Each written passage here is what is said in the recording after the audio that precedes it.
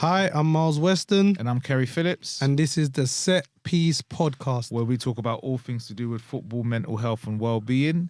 We've got a good guest. Now, obviously, what we do differently, as we mentioned, we speak to footballers, we speak to coaches, we speak to physio. And I think this is the first time we've actually had a fan on. Yeah. And it's only right, Miles won't like this, it's only right that we start with my beloved Arsenal. And we've got a gentleman that sits next to me, sometimes behind me, sometimes in front, season ticket holder, Paul Williams. How you doing, brother? I'm good. Oh, hold on a minute. What team do you support then? I don't support no one. Well, my family support Tottenham. Oh, what? Yeah. What he means is he supports Tottenham. Yeah. But it's like, I've got two cousins. I've got two cousins. Yeah. That's what Arsenal as well. I'd be embarrassed to admit it as well. Yeah, It's all right. it's fine. That's why we're in the same space here. You know what I mean? Paul, how are you, my man? I'm good. Yeah, a lot of all walking yesterday over the Arsenal. A lot of walking. I'm a bit sleepy today. I'm getting a bit old now. You're all right. You're looking well. Don't you worry about that. You don't you worry about that. Always takes it out of me. You know what I mean? So let's get straight into it. Yeah. Football for you, like you're Arsenal, you're up and down the country through and through, right? So correct me if I'm wrong. You started at 1977, 78 77, 78 season, yeah. Wow, that's your first game. Yeah. Do you remember the game? Yeah, Arsenal, Bristol City. What was the score? 4-1. Malcolm McDonald scored 2 in the first half. Wow. And that was me, because no one in my family liked football. My dad was a fisherman, you know. Yeah. He used to fish over the reservoirs at Tottenham, Edmonton, and he lived at Northumberland Park. Oh, wow. When I used to go with my nans when I was a dot, if Tottenham was at home on a Saturday, the house used to shake when they scored. Yeah. So if they'd have been into football in any way, shape or form, Right. It would have been. I would have been a Tottenham fan. Yeah. My mum and dad are newsagents. We grew up in newsagents in Chaberleaf, Essex Way. Yeah. And West Ham's groundman used to come in and get his old Oban and his paper and that. So we got a couple of tickets. My dad took me at West Ham a couple of times. Right. But I loved Arsenal. So I loved it. It was, you know what, when you watch the big match, now you lot of pups, right? You won't remember this, right? However, Arsenal had them 8 Art Deco stands at Highbury. Yeah. No one else had a ground like it. Yeah. You know, they had little greenhouses the managers used to sit in. Yeah. No one else had a ground like it. And I was always drawn to Highbury. And my best mate at junior schools was an Arsenal fan. Now we're talking about the 70s. Yeah. Football was a brutal place to go. Yeah. You know, I mean, I can't believe our parents let us go. Do you know what I mean? They must have wanted to get rid of us, you know. But yeah, and I drove them mad for 6 months, and we eventually went. And I remember walking up the stairs, and I mean, I don't know how old you are, Kerry. I mean, you stood in the North Bank, right? Yeah. And you know, you walk up, and if it's the first time you've ever been to somewhere like that, I mean, like I say, I've been to West Ham. It's a bit scabby, let's be honest. Like, and the pitch, and I was smitten, man. I was smitten. Yeah. I was smitten. You know, and that was all my school. You know, the worst thing my dad said to me one year, I got a bad report, and he said, if you get another bad report at Christmas, no football till the end of the season. Wow. And out of all the things that, like, you know. Kind of rocked you. Of course I got a bad report. No football. My old man weren't for bending, man. That was me till August, you know what I mean? Yeah. So that was... So what was it about Arsenal? How did you get attracted to Arsenal? Because if you said that you didn't like football, did you just watching them? Yeah, or? I love football. I was always over the park, you know. Yeah. The fact I didn't have a role model that, you know, all my pals like football. So you get into football, don't you know? Yeah. And, you know, I don't know whether... I mean, obviously, like I'm getting on a bit, but obviously, when you start, you're over the park from morning till night. all day. You go home caked in mud. Do you know what I mean? You've been throwing yourself about all day, and you know, it's and obviously, football's football. Then you want it to be Billy Bremner or Billy Bonds or whoever you want it to be, but the story that's about to unfold, hopefully, is like it runs through every atom of you. You know, so when you see people. When you see people like 22 men kicking a lump of leather about, and you just think you ain't got a clue. You haven't got a clue. Do you know what I mean? You know what I mean? So much more than that. Just well, you know. So what did match days used to look like then compared to what they look like now? Like, was it obviously there weren't as much stewarding, policing, and stuff like that? I'm assuming, or it's terrifying. I can remember. Serious? Yeah, at times. Yeah, I mean, don't forget we're talking about. I was 12 when I first started going to football. Yeah, the tubes was the worst thing. Serious? Yeah, the tubes was the worst thing because you'd wear colours or whatever. You know what I mean? You know, you get on the tube. I mean, I used to come in right in them days. It was a 66 to Newbury Park, Central Line to Holborn, changed to Arsenal, and always around Holborn there'd be other fans somewhere on a Saturday. Yeah. Now in them days it wasn't like I've got a Tottenham shirt on. You know what I mean? Yeah. You don't want no trouble. If you had colours on, you marched. It didn't matter what age you were, where you were going. Oh, wow. If you had colours on. So I think that's probably where I don't wear colours. Do you know what I mean? Yeah. I wear them at home. Yeah. I've got so much Arsenal training gear. Like, you know, I'm always laying about it on a Sunday. You know, and if I have to, I might pop down the shops in it. Yeah. But I don't wear colours. Do you know what I mean? And I think that's where it comes from. Wow. I think that's where it comes from. Do you know what I mean? So who were like your early heroes for Arsenal when you first started? Frank Stapleton. When he signed for Man United, I was heartbroken. And of course, Liam Brady. Do you know what I mean? Liam of course, Brady. Liam Brady. Yeah. You know. Do you know Liam Brady used to be my academy director when I was at Arsenal? Is it? Yeah, years ago. Oh wow! Yeah. Of course it would have been. Yeah. So when I was at Arsenal when I was 12, I think he used to run the academy. Yeah, Liam Brady, if I'm sure. Yeah, Liam Brady. top. Yeah. Do you think, right? You know, you said you was heartbroken about Frank Stapleton going to United. Do you think We got a song about that. do you think things have changed now in terms of like, was that seen as a traitor side of things? Absolutely. Then, Absolutely. compared to now? Oh, man. It's all right. It's all right. You know what? I thought I was thrown off. That's my Love it. I love it. Josh? That's my boy. Yeah, Is that yeah. Josh? Yeah. Turn him on. Answer it. Put it on loudspeaker. Oh, you know what? Should we just give him a quick shout back? I'll just tell him what I'm doing, right? Yeah. This is my little bear. See the size of this geezer. He ain't going to He's answer. not good. is he? Yeah, he's not going to answer. Hello, mate. You all right? Yeah, good. Josh, I'm with your dad. It's Kerry from Arsenal. We're trying to record, mate, and you're interrupting, brother. Podcast. We're on the podcast. Oh. Yeah, we're recording. It'll be finished in about an hour. All right, I'll give you a shout back, bud, yeah? All right, see you on Sunday, mate. See you later. Bye. Bye. Yeah. These are the sort of things that we talk about. Do you know what? I thought in the car, I'll have to turn it off. We're so raw and uncut here. I love it though. I love it.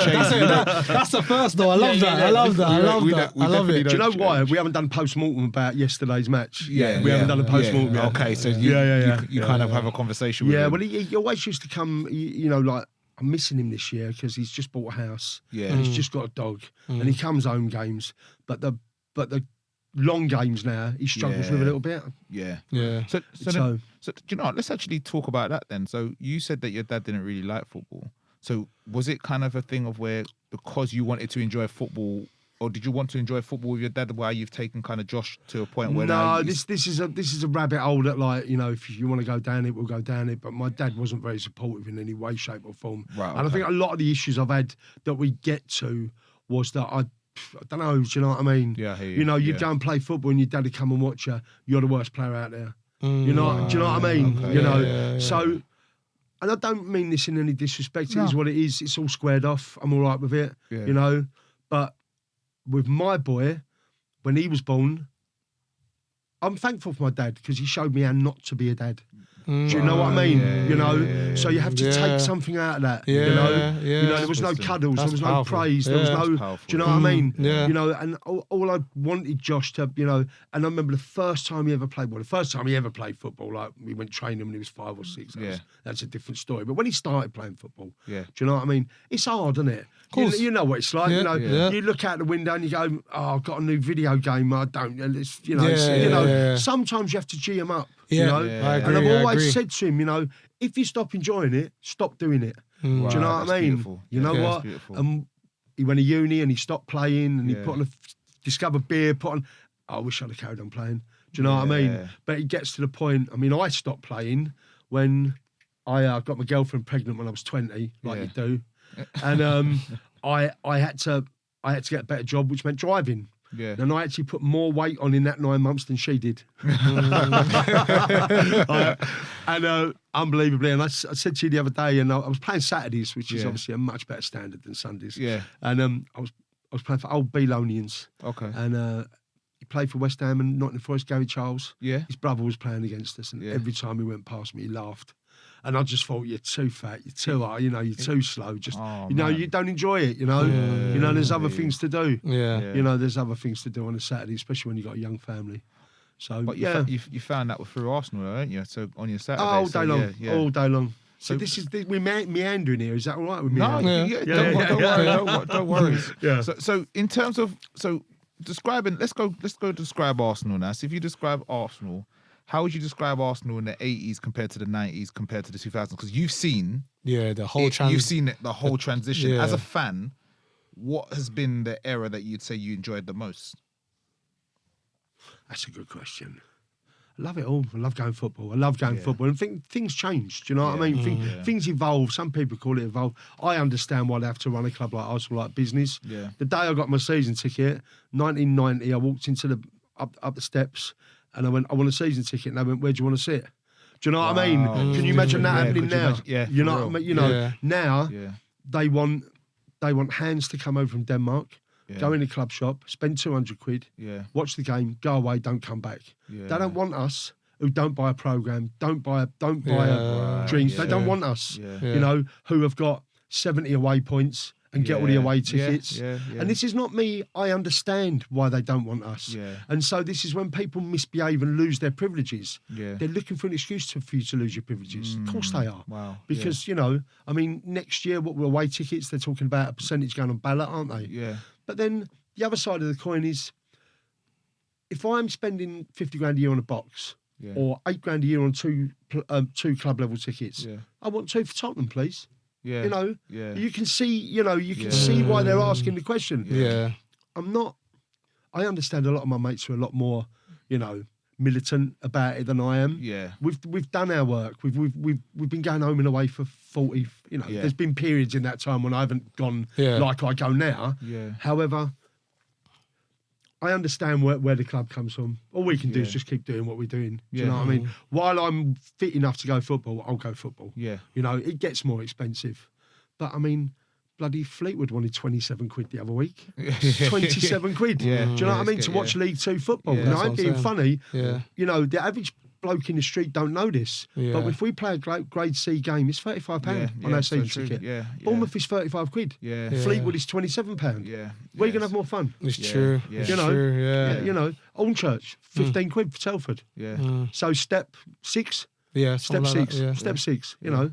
So... Look, so with regards to your season ticket, obviously you got a season ticket. You said, where can I sit? Where do you want to sit? East Lower, I sat. Well, East Lower, I sat. Yeah. So back then, right?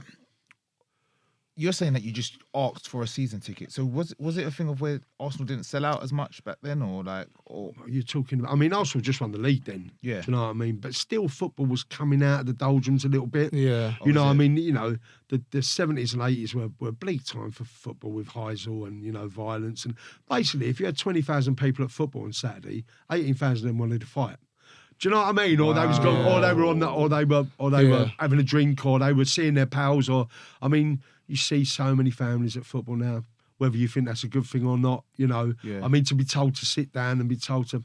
See, for me, football's always been like the working man's ballet, if you will. Do you know what I mean? A place where a working man can go on a Saturday and scream and shout. Yeah. Do you know what I mean? Now, sometimes he might take it a little bit too far, you know, but you're in the company of like-minded individuals, so no one really minds that so much. Yeah. But now when you start introducing these other people into it that want to tell you... You know, we know who I'm talking about. Exactly. Who want to tell you to sit down when you score a goal. What is the point of being here? I mean, again, bleed into the other thing. There's a lot in my life I don't find any joy in. Right? But I find joy in football. Do you know what I mean? Yeah. Most of the time. Yeah. What is it about it that you enjoy so much? It's weird, you know, because when I go and see, we was talking before, weren't we, about me doing the 92 and I've done 89 grounds and blah, blah, blah. I can go and watch Alnchurch. Love going to watch Alnchurch because I don't care if they win or lose in the nicest possible way. Right? I can't do it. No, I'm joking. I'm joking. Like, when you're tied up, when you're emotionally invested, it's different. when it's everything, you sit there like chewing your fingernails, and you know, every misplaced pass matters to you. I'm telling you, know, it's true. It's true. Every you know, every skewed shot is like it's personal. Do you know what I mean? And it is and. Obviously, I'm not an Arsenal fan and I don't really support a team, but it's I can imagine you lot being nervous all the time. No, I'm not saying you don't enjoy the game because you enjoy it, but like, do you know what I mean? If it's a tight game, let me tell you this. Do you know what I mean? First away game of the season. Yeah. First away game. We got 3 points. Did we have 3 points on the board? Yeah. And you're heading up to Birmingham in August. We have to win today. Yeah. What sort of nonsense is that? Yeah, it's true. Do you know what I mean? It's true. You know, it's true. It's true. And now. this social media thing is, it's crazy. But you drop 2 points, it's the end of the world. Yeah. I mean, when we got beat, funny enough, that was when we got beat by Villa. Yeah. What you think you're going to go 38 games without a bump in the road? Yeah. Look at top of the league all season. Right? Yeah. Little bump, and then you got games in hand, and all of a sudden, but you don't go, it's over, do you? Yeah, it's true. You don't It's do true. that. No, You don't look way. at the league table No, and go, no way. No way. It's too early for that. Yeah. It's too early for that. It's halfway. We're halfway. That's right. Yeah. And you've got teams down there that are pro, haven't you? Yeah, exactly. So in your league, you've got teams that so are we've pro. got Torquay, we've got some. Who else is there? Torquay, we've got Dagenham, we've got Ebbsfleet. I went to Dagenham Boxing Day. Yeah. Oh, you went to the game? Yeah, what game that was? That was terrific. Yeah. Allchurch had 1,000 fans there. Yeah, we had a lot. So you just love football. Like you're just a football. Like you're the definition of a football fan. Do you know what I mean? Like like although you obviously got your season ticket. I turned my phone on, right, but last season, because I've got a couple of apps on my phone like Ground. I think last season I did 86 games last year. 86 games. Yeah, 86 wow. games. That is amazing. Yeah. But that's, that'll be you. Yeah. That'll be chipping away at the 92. That's the under 21s. Yeah. Nice. I'll go to Bournemouth. Yeah. Listen, man, Yeah. I mean, people talk about, I've never heard of him. No, well, you wouldn't have heard from him. Yeah. Obviously, we've got a powder to scout. Yeah. Johnny boy. And he's quite a good scout. Oh, So he says. yeah. But Marley Salmon, Yeah. Max Downham, Yeah. they're two of the ones coming through now that were his. Yeah. Yeah. We went to where did we go? We went to a game the other week, and he had 13 on the pitch were his. Oh, is it? 13 Wow. from both the teams. Yeah. Do you know what I mean? Yeah. You know. So he does like under 7s, under 8s. Yeah. But and he always says like it's just you're not looking for technique. You're looking for attitude. You're Yeah. looking for guts. It's true. He told me a story last week. He went over Millwall. Millwall playing West Ham, funny enough. Yeah. He said, and there was a little dot playing for Millwall, right? And he was getting kicked to kingdom come, right? But he never give up. Yeah. Never give up. And he said, I went over to him after the game and went, well played. done. Yeah. Because it don't take a lot for an 8-year-old to go, no, doesn't it? It's You know true. what I mean? It's true. It's true. It's like once you get a fat lip or once you get like, you can't A hard walk to tackle or Yeah. something. Yeah. That could So- ruin the game. That will stop your game. So Do you think us as fans we experience our like pressures in our own ways in terms of when we watch football? So let's say, for example, you're watching Arsenal. Do you think we experience pressure in our own ways? You were saying about like social media and stuff like that, how things have changed, or are you able to kind of drown that out? Because I know me as a fan, there's times where it frustrates me when I hear certain things, but I just try to block it out. Do you know what? For me, it doesn't matter if we get beat. Kerry, we went for years watching Squillaci and watching, watching Koscielny. We couldn't even give away the kick tickets. We couldn't give a ticket away. We couldn't give them tickets away. No, we couldn't. But I went home and away every week. Yeah. It doesn't. There seems to be on social media.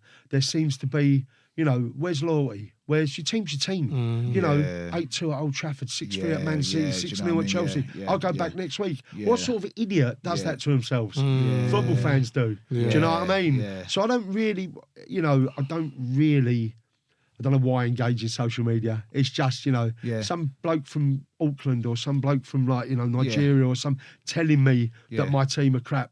Do you know what I mean? Well, it wouldn't matter if they are, mate. They've been, things go in cycles. Yeah. I think it's quite damaging, But I think that mindset is good. I don't think many people 100%. A lot of people don't have your mindset, and Yeah. that's the problem. Like you see, like they don't go to football just to enjoy it, and it's like what I've said before. Like, what I used to do. You see, if we used to lose, that used to ruin my whole weekend. Yeah. Like, but I had to rethink and readjust because I'm not gonna let football ruin my weekend, and then I'm taking that energy to my wife and my kids. Yeah. Do you know what I'm trying to say? Yeah. So just like if Arsenal lose, you still go and support them. Some people, it's the end of the world for them. Do you know what I'm trying to say? Like, and then they're taking that energy onto other fans, and then onto other fans, and to other fans, and then So do you know what I mean? Here's a question, right? You score 2 goals, but you lose 3-2. Yeah. Do you puff your chest out and go, I've had a good day? No. Do you know? Are there players that do? Yeah. Yeah. 100%. Some players are Sorry. very selfish. Some players are. Well, I've done my job. Do you need selfish players sometimes? Yeah. I think you need some selfish players as well. I think you need a balance. Okay. Because I feel like do you know who I don't mind being selfish? My strikers. Okay. I don't mind if my strikers are selfish because if they score, that's their job to score. Yeah. Yeah. Do you know what I mean? Yeah. So Yeah. I can take having a selfish striker. Yeah. But I don't want. You need balance in the team. You need some selfish players. You need some runners. You need some tough tacklers. You need just a balance of players for it to work. Carrier. Yeah, you can't just have 11. You see, the teams that have 11 individuals don't work.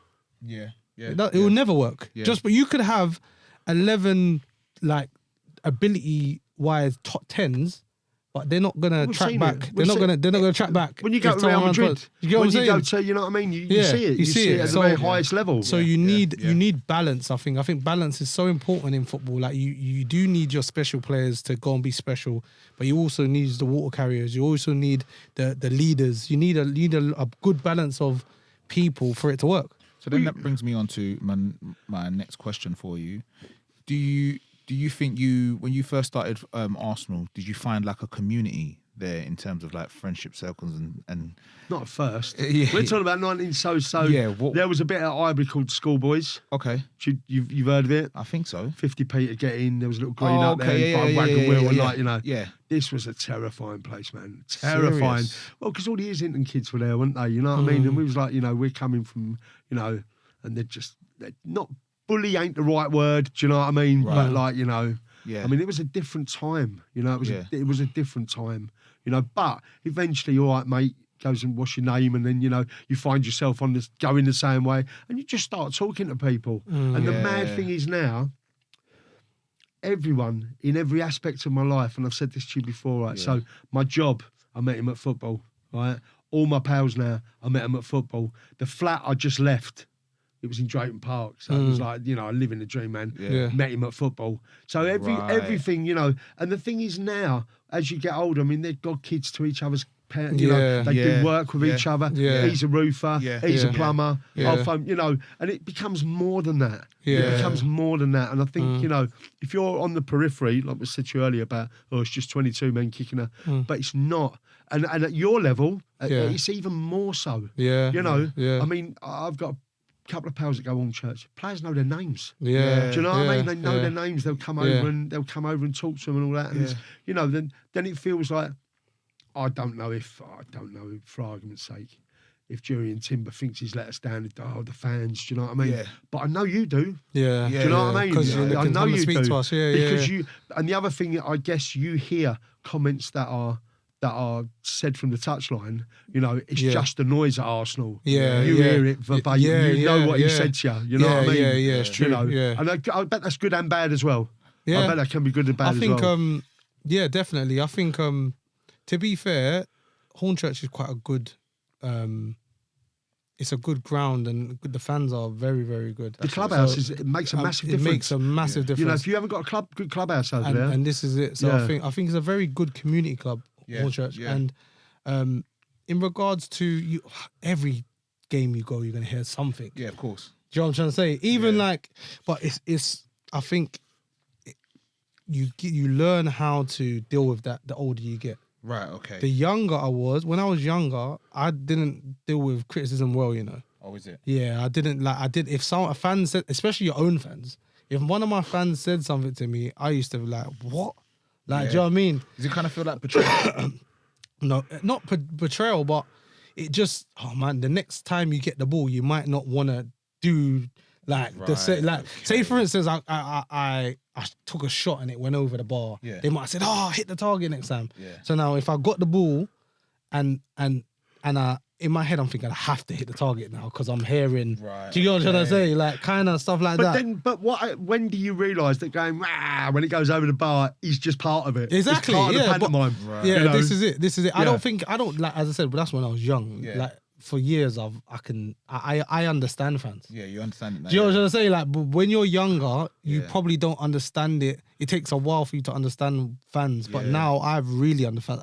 I fans say what you want and not what you want. As long as it ain't personal. Yeah, exactly what I'm saying. Yeah. You can say, and I'm not gonna take it to heart. Yeah. Like, I would even go and speak to them after the game. I don't have a problem with any fans. So do you still think football is able to create communities in the same way. Yeah, all day long. Yeah. And you know what? I mean, I've been doing quite a lot of lower league, non-league. Yeah. And as I said, like, I know what's going on over at Hornchurch because I've got a few pals that used to come Arsenal that go Hornchurch now. Yeah. You know, Because Ian goes to Hornchurch as well. he does go. He does go yeah. Hornchurch. Yeah. And then there's a case in point. You know, he can't, because I've been on this train for so long now since I've had my season ticket. I've built up my away points. Yeah. If I go away and have my family, or I've got a job that takes me away, and I come back and go, I'd love to go to the Arsenal. You got no chance. You've got no chance. Do you know what I mean? Yeah. Unless you know someone, Yeah. and that's Yeah, you so know. true. That's tough. So true. That is Yeah. tough. Yeah. Yeah. But that is why they're being drawn towards non-league and lower league and all that. I mean, you know, it is a shame. Yeah. However, like I say, everything goes in cycles. I think the clubs are maybe a little bit in danger of eating themselves at the moment now. The money they're charging, and 100%. I yeah. think that the prices are steep. But would you say? I had a question for you. Obviously, when you started supporting Arsenal, there wasn't as much Arsenal fans, but now I think there's so many more. Because even like, I think there's a lot more younger. Like from member. Like your son is an Arsenal fan, so anyone that's had a child, they're gonna be Arsenal fan. Yeah. So then the community's built up. So how do you have balance with like It's a really interesting question, you know. people like to go to games? Because if there's like, say when Paul started, say there was like 50,000, now there might be 500,000. Yeah. So how does everyone like get to games if there's so much more Arsenal fans? I'm not Do you know going what I mean? to incriminate myself on live on. No, don't incriminate yourself. Yeah. Don't incriminate yourself. But it's difficult. It's very difficult to get to games. Even on a one-off Yeah, game. Like, do you know what I mean? Because I think like You want to come, we'll sort you out. yeah, I don't know. We'll make you watch. I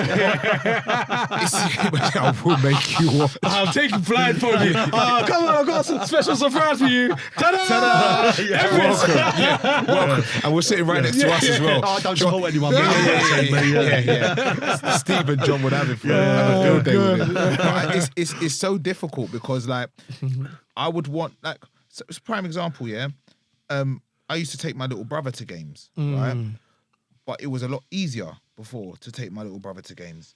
Now I can't actually have that experience with him. Do you know what I mean? Because it's so difficult to get it together. Here's what the clubs don't understand, right? So I used to go Arsenal home games. I'm 14-year-old me, right? It's Saturday morning, Arsenal are away, right?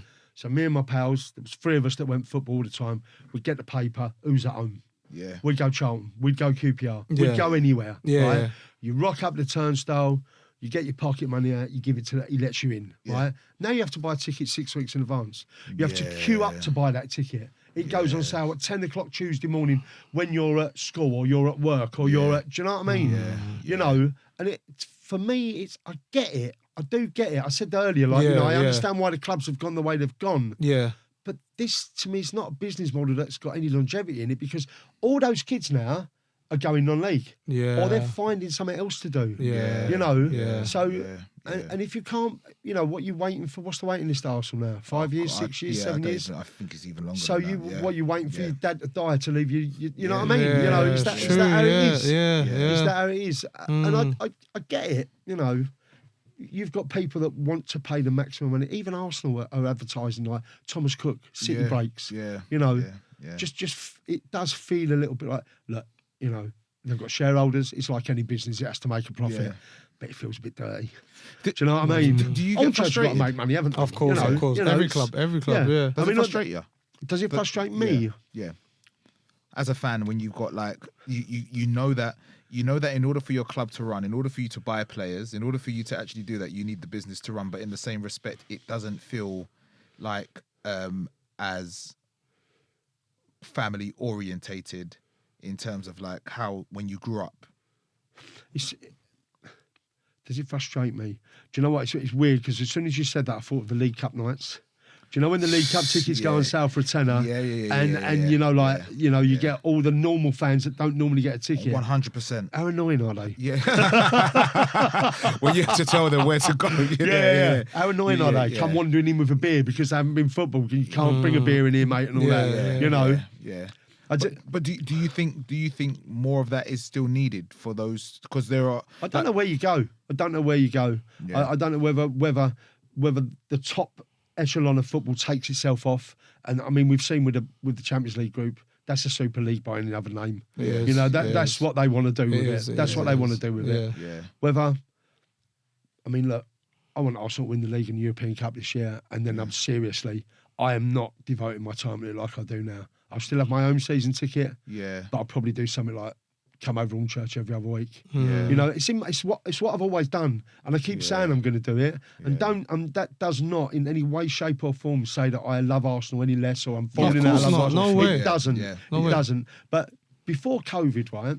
Man United away, for argument's sake, the kick-off times are ridiculous. Yeah. If I'm going on church, it's 3 o'clock Saturday. Yeah. I look at the fixtures in August, and that's 3 o'clock Saturday. Yeah. Unless it snows, right? Yeah. I ain't got a clue when this game's going to be. Yeah. It could be Monday, it could be Friday, it could be Sunday. Look at what happened to Everton just before Christmas. That? Yeah. So we bought our train Everton. tickets, and it ain't cheap anymore. Nah. Yeah. I was saying before COVID, Everton return was 45 quid. If you got on 6 weeks before, it's 100 quid now. Yeah. Right? Carabao Cup happens. Carabao Cup happens. They Palace moved want to, so they moved the game to Sunday. Yeah. So you phone up the rail company and say, can I change it? No, you can't. Yeah. See if you can sell them online. They said, Yeah. that's what they actually said. Yeah. So I've done me 100 quid. So now I've got to buy another ticket for the Saturday night. Do you know what I mean? Now, yeah. And the thing is, this is where there's 3,000 away fans at Premier League games, right? And if I don't go, someone will take my arm off of my ticket. Yeah. So we can make all the noise we want about kick-off times. Yeah. But at the end of the day, you know what they're just gotta put saying? up with it, yeah. You know what I mean? Yeah, because just if gotta you put don't up with go, someone else will go. gonna Do you know what I mean? Yeah. So don't like it Saturday night, 8 o'clock in Liverpool. Unlucky. Unlucky. Do you know what I mean? Yeah. You know, and you do. Yeah.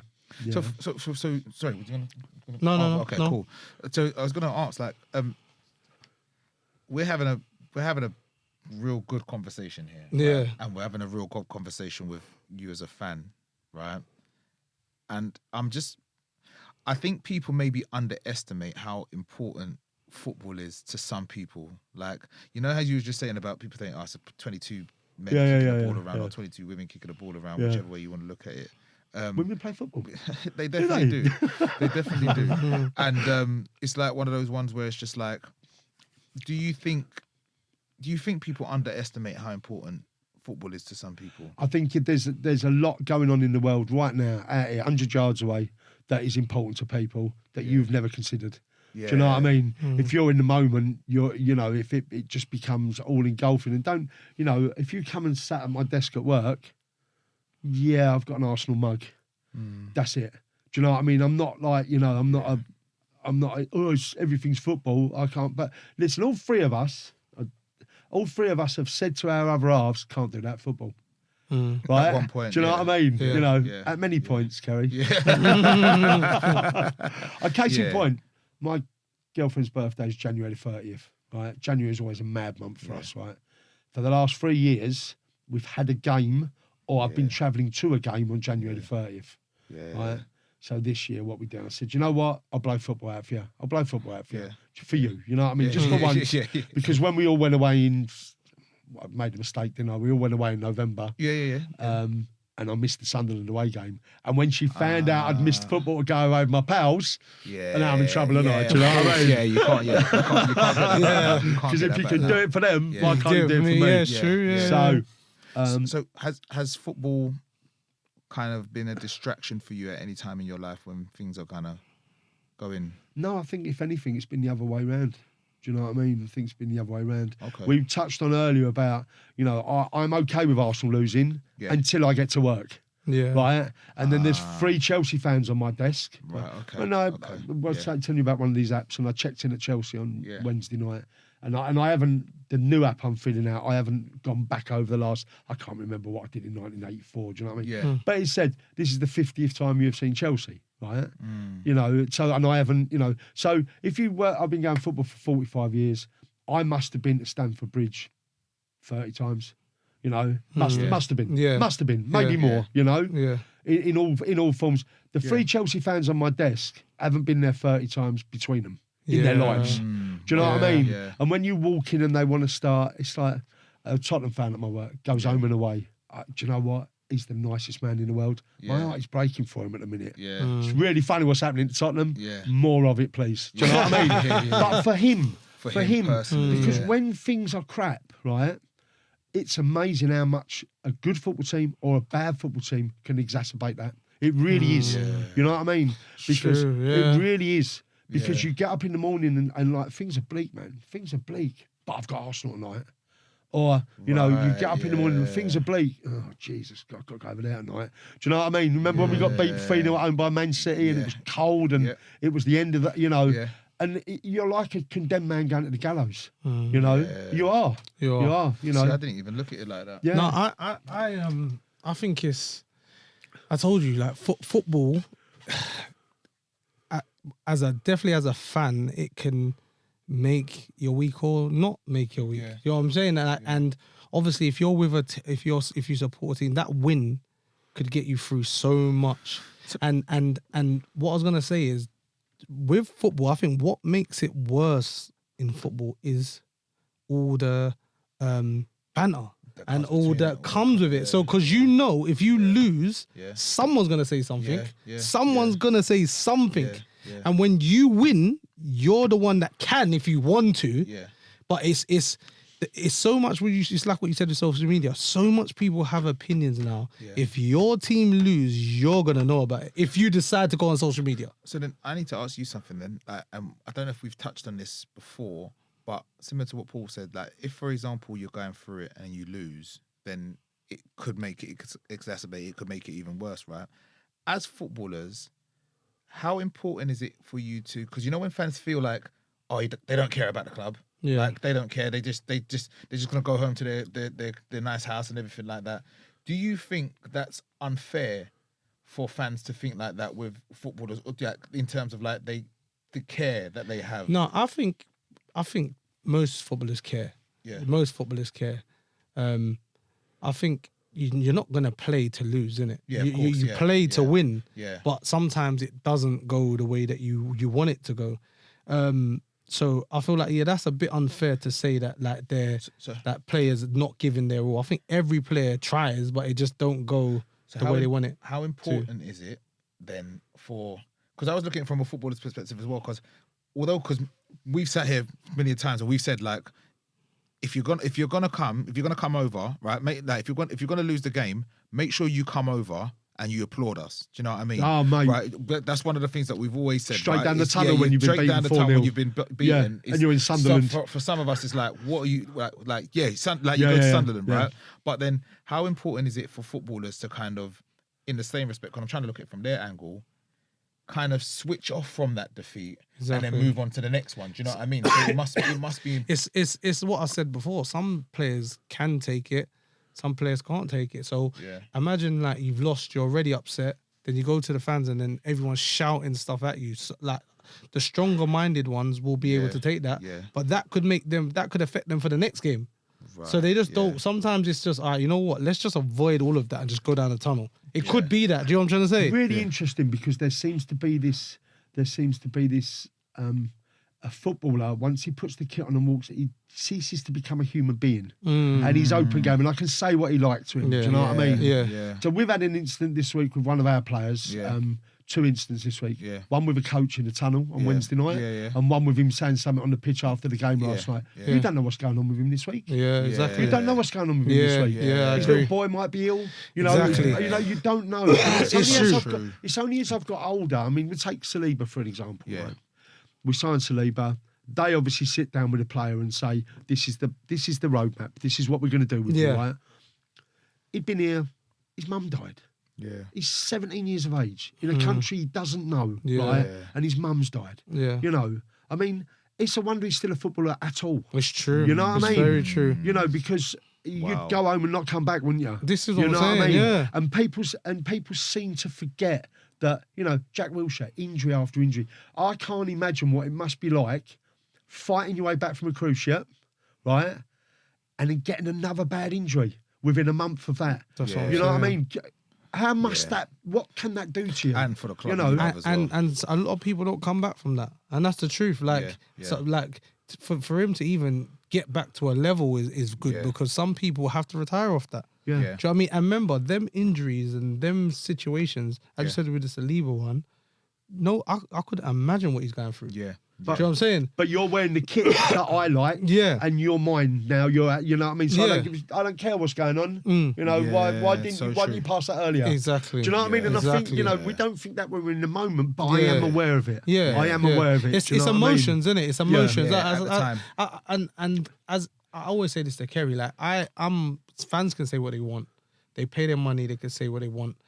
But for me, it just shows the fans that are clued in would say something like what you just said. They're human beings as well. Yeah. And there could be Absolutely. something. Young men yet to make their mistakes, still making their mistakes. Exactly. Do you know what I mean? So none of us are perfect. So everyone's gonna make a mistake. So, but as I said, I always say this, like majority of fans are good fans, you know. Yeah. The majority. Yeah. But there is some that are let their emotions take over. Do you get what I'm trying to say? So it's just trying to be a bit more balanced and game savvy, like understanding that, listen, I made a mistake in work as well. What if everyone started shouting at me because I done something? Do you know what I'm trying to say? Well, it's funny when you said that about certain players when you're coming off and being, it's like if I go into work, so I have to talk to the team, something's happened, you know, 7 members of the team. And some days you'll be a bit industrial and you'll say, listen, this can't happen again, boys. But you know what I mean? Yeah. You'll go to me, you know what, you're right.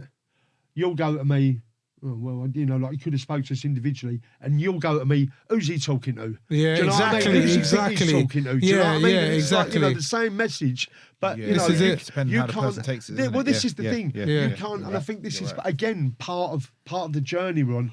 You really can't control how other people feel. It's definitely you can't 100%. control how other people feel. 100%. You know, and you can give that message in the most honest way. But you know, you might say, you know what, I hear you. You know, and you might say, well, I don't care. Do you know what I mean? And that's, you know, and the thing is, you have to find a way to deal with that yourself. That really don't matter what people think. Do you know what I mean? Do you We're think... meandering here, aren't we? We are like, you know... No, you know what I mean? But that comes out of... It's supposed to be. Yeah. Do you think us as fans, do you think we don't give enough footballers enough grace then? In terms of like when we react emotionally? No, I don't think... Kel, I don't think we should be like, you know, oh, he's missed that sitter from 6 yards. Oh, bless him. Well, he might have a bit of a cold. I don't think we, you know what I mean? I don't think we should be going down that route. Definitely. Yet, because, you know, I mean, it's that the madness that makes football what football is. Yeah. Do you know what I mean? But I think we can reflect. I think we can reflect. Yeah. I mean, I can just imagine some of the people I sit with listening to me say this. Yeah. When they hear it, we're going to be the talk of the town. No, they're going to. Oh, mate, can you imagine? Oh, we'll send it to him. We'll definitely send it to him. But you know, it's emotion though. Like, because even like if my teammates miss a sitter, I might go mad. Do you get what I'm trying to say? And then after I might catch myself and think. Yeah. No, I've done lucky next time. But so, if have you ever done that? Like, of course. What? But has it caused a yes. Oh, is it? Of course. Like, but then who am I? How much sitters have I missed? Yeah. Do you get what I'm trying to say? So, if my teammate misses a sitter, say like was 1-1 or 1-0 down or whatever, and he misses a sitter, you think I'm not going to say something? So what you're saying is, if he gives you the ball a bit late or a bit early, right? Unless every pass you've ever made in your life was inch perfect. Exactly. Right? Who am I to say anything to him? That's what you're saying. Do you know what I'm trying to say? Yeah. Like I've made millions of mistakes. So it's emotion. You want him to score so bad that initially that you're gonna say something, but it's not. I don't think it's when you say it. It's realizing how does he feel now. What if he gets another chance? Is he gonna miss that because I've just shouted at him? Yeah. Do you know what I'm trying to say? Or is it, oh man, you should have scored that, and then 5 seconds later, do you know what? Unlucky. Next time you're going to score. Yeah. Do you know what I'm trying to say? So we know you have like arguments on the pitch. All the time. You will have a disagreement, right? Yeah. Now, most players, especially when they've played as long as you have, and you know, that's just what you said there. Yeah. You didn't mean it. It wasn't personal. I can go in the changing room, clap him like, all right, mate, you know what I mean? And we forget it. Some players don't forget it, though. Yeah, do they don't. They don't. Do you know what I mean? So how does that, you know? I think, like, obviously now I'm very experienced. Obviously, I've played football for like 19 years, but I even say because I try and help, I really do try and help the youngsters, innit? The ones that ain't they're just starting or that are just starting their career, I try and help them. But I always say to them, listen, don't be scared to tell something to me, you know. If you feel like I have not done something right, tell me because this is football. It might help me for the next phase. Yeah. So it could be like maybe I've crossed it back post when I should have done it near post. If you say, "No, Westy, next time do it near post," you are allowed to tell me that. Just because you're young, it does not mean that you can't tell me because that's gonna help me. But it's the way you say it. Do you know what I'm trying to say? Like I have no problem with anyone saying anything to me because this is football. So it just makes me think now. I'm going back to what Paul said. You know, like for example, when you said, well, things aren't going right for you, and then your club maybe loses, and that makes it even worse. I can only imagine now. I'm thinking about it. How many fans have probably reacted out of everyday life? 100%. What's going on? 100%. And it means so much more to them when you miss that chance now. Yeah. Because you've effectively maybe potentially stopped me from having a great weekend. You've potentially stopped me from getting out of a little bit of a lull that I've been in because you've maybe missed, or I'm not sure if you can put that on players. You can if you had them to win at home and it's cost you $3,000 or so. Well, you know what it is. You can't. But I don't think you can put it on players, but I think for some, in their head, that's what they're thinking. It's like this is, but it's not right. Do you know what I mean? It's not I right. think this is where the cliche comes from, right? You can be crap, but as long as you're running, as long as you're working hard, as long as you're working hard, and we can see you're working hard. Do you know what I mean? We can see you walking back when you should be running back. Fans see it. Do you know what I mean? I didn't mean you, Mark. No. Do you know what I mean? We can see it. You don't even need to know that much about football. They're all running. He ain't. You know what I mean? Do you know what's funny? You said that. I didn't. Obviously, I was playing. I didn't get to see Man United game. But I saw something exactly what you said. Like someone gave the ball away, and they jogged back. Man, and I was like, wow. I was thinking, like, they must be going crazy when they watch this back. They have to see it. So when you watch, if you watch the highlights again, you see who I'm talking about. And I was just thinking, they're gonna go crazy at this guy. So you wouldn't get away with that on a Sunday morning. You'd go back in the dressing room. Someone would call you out. Yeah, you're right. And you certainly don't get it at your level. No, wait. Someone will say something to you in the changing room as well, or on the pitch straight away. Obviously. And I think but then I think even in the Prem, the Champ, there's still players like that will call it out. But you still see it, don't you? I can imagine like Gabriel or Declan are not gonna accept that. I don't care who you are. They're calling it all out. Party got booked in Madrid last year. Rice, for nothing. Got booked for nothing. Missed the second leg. He done him on the pitch, didn't he, Rice? Do you know what I mean? But that's how you can tell who the leaders are, because they want it so much that. I know, obviously, it's a mistake in it, and you're going to accept, but that could cost us. Of course, do you know what I'm trying to say? So that's what initially, as I said, it's always about reactions, and it's never personal. Like I feel like when players say something to players, most of the time you have a good relationship with your teammates. There's no one in my team that I don't like, and I like everyone. So if someone says something to me on the pitch, I'm never going to take that personal. But some people do take it personal. Some people do. But I would never take it personal because I just know that my teammate wants the best for me. And it's similar to fans. I think the fans want the best for the players, but there's so much things to consider. That's why it kind of sometimes players. Of course. You want players to win. That's part of the allure of it all, isn't it? Is that it's imperfect. Do you know what I mean? This is why we've got so many problems with VAR, because do you know what? If we get a penalty given against us last Saturday and it ain't a penalty, right? And you know we talk about in 30 years' time, we should have had a penalty, but now you can see it shouldn't have been a penalty, or it should have been. That's the red card yesterday. I mean, how have they looked at that and not given it? That's crazy. Like, that makes you think something ain't right. Something ain't right. Do you know what I mean? That is crazy. So you don't know. It's just. I'd rather go back to where we were. Where it was imperfect and its imperfections make it perfect. Do you understand what? Do you know what I mean? That's part of it, isn't it? I prefer it without VAR. When we go and you go and see Church, if they score, they've scored. Do you know what I mean? Like the old days, probably on the pitch you do it yourself. You look at the linesman. If his flag's down, off we go. Do you know what I mean? There's none of that. You get back to and then you have to wait. Even like when we celebrate now, we always even that we celebrate and we're like, oh no, wait, they've got to check something. Do you know what I mean? Well, they seem to check all of ours, don't they? For some reason. Do you know what I mean? I mean? It's just, yeah. But right, so the first half, wow, we come to an end, I should say, of the first half. Done so it for hours, yeah, couldn't we? that's true. So literally, Yeah. all we're going to do is quick break, and then we'll start back into the mental health and the well-being section. Paul, thank you for being a great guest so far, man. Thank you, mate. Yeah. I'm Literally loving it. 2 Yes, minutes, good. and 5 minutes, I should say. We'll have a break, and then we'll be back with the second half of the Set Piece podcast. For anybody out there that may have heard something in the first half, you might be struggling, you might need that safe space, you might need that support. Feel free to contact the numbers that we've got on the screen here. Like I say, we always talk about basically encouraging people to speak. So those are the numbers there. Get in contact, find that help.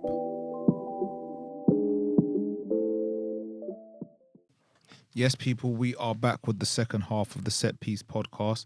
And now we're at the second half. We talk about the mental health and the well-being side of things. So, Paul, the first question I always ask any guest that we get back on is, what does mental health and well-being mean to you? I think the thing is, I can't really answer that in terms of if you're right in yourself, then everything around you is right. Yeah. It's like poison in a pond. Do you know what I mean? When you're not, you're killing everything, you know, and you're bringing yourself down. And so it's about harmony, really. For me, it's about getting right yourself, so you can put, you know, you don't know why you're flying off the handle. You don't know why you're being so unreasonable. Yeah. You don't know why you can't get hold of anything. Do you know what I mean? And so ask me the question again. What does mental health and well-being mean to you?